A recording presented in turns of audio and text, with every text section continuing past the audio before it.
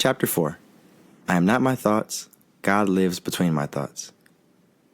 I am not my thoughts. God lives between my thoughts. In between each moment, there is a small gap of empty space. Even in your breath cycle, there is a small gap.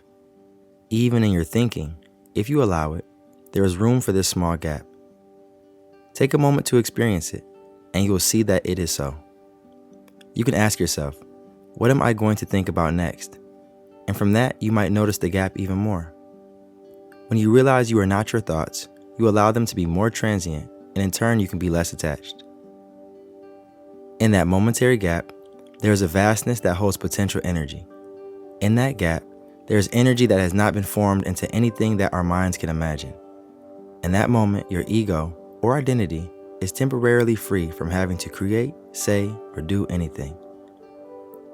Your sense of self is important and a predominant driving force in your life. But for that momentary gap, that force gets to be still. Your ego is a part of you, and it is trying to create a reality that may come true, but it will also cause suffering. There is a higher intelligence playing some factor in directing your life.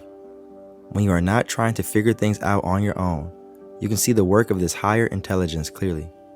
Whether it is labeled as God, Source, Spirit, or the universe, people find solace in knowing they are not alone in guiding their lives. When you experience the gap between your actions, you can witness the quiet force that holds this universe together. I am not my thoughts. God lives in between my thoughts.